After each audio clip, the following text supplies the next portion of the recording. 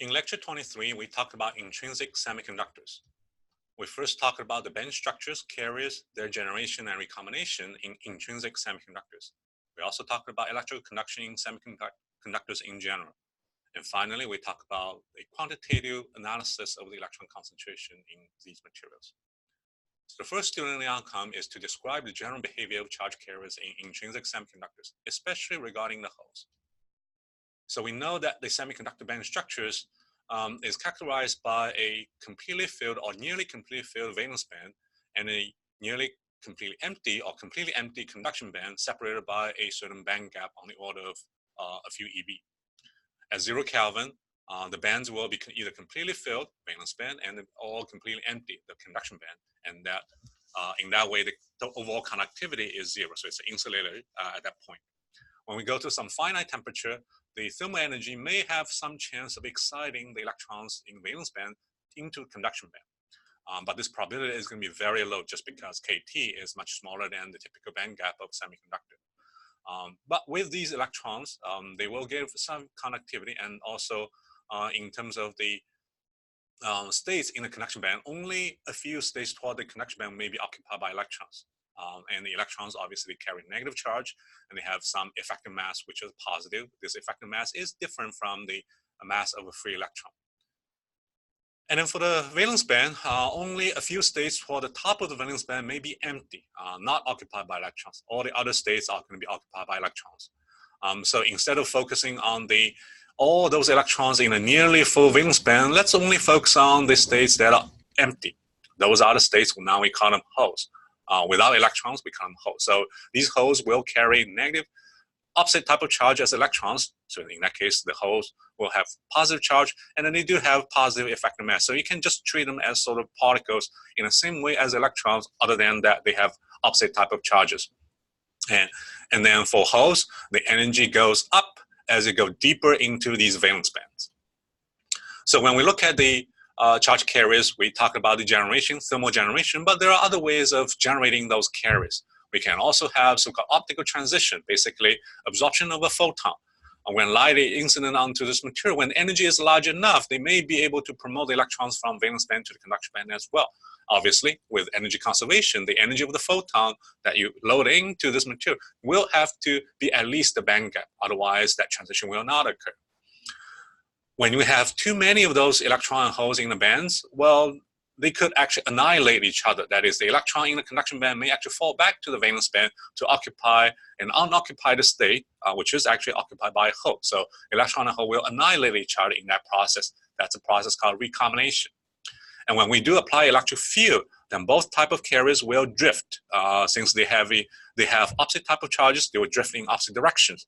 And then, obviously, in the end, they may have a scattering as well. So when you superimpose the electrostatic potential induced by the electric field onto the crystal potential, you will have this tilted bands in the system. And you can also think about the electrons as rolling downhill, like stones, and holes like bubbles. They are going to bubble up, and that's the preferred direction of these electron and holes in that system when they see the electric field. So the next student learning outcome is to calculate the electrical conductivity of semiconductors. We know that both type of carriers will contribute to conduction. If we have completely full or completely empty bands, then there's no electrical conductivity. That's for intrinsic semiconductors at 0 Kelvin. But at finite temperature, we do have those carriers, and then they will contribute to the current, and the contribution will be in the same direction because they will drift in opposite direction, and then the charge they carry have opposite type. So overall, you have double negatives, and you get to the same contribution. So in the end, the conductivity will be additive between the electron contribution and the hole contribution. And unless we specifically reference, when we say electrons in semiconductor, we are meaning the electrons in the conduction band. The holes, obviously, they are in the valence band.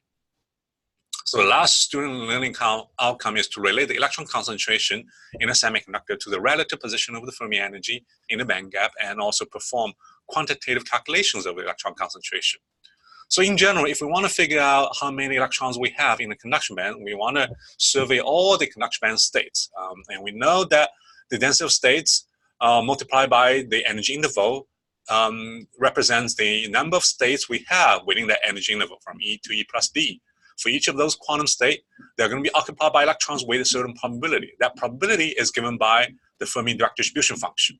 Okay, so if we multiply these two and integrate over all the states in the conduction band divided by the volume, then we get to the electron concentration. So here we do have to apply some approximations. One is that the probability of the conduction band states occupied by electrons is going to be very, very low. And this equivalent to say that the Fermi energy is at least several kT below the conduction band edge. So that gives you basically a Boltzmann tail for the electronic states in the conduction band. So that gets you this Boltzmann factor approximation. And also for the conduction band states, we can apply this free electron-like behavior because, at the conduction band, you can write down the energy as a function of K. And so in the end, you have this E minus EC to the 1/2 power dependence. And basically this gives you the kinetic energy of that system. You can consider the EC as a potential energy for all the states in the conduction band. So with those two approximations, you can obtain this expression for the electron concentration.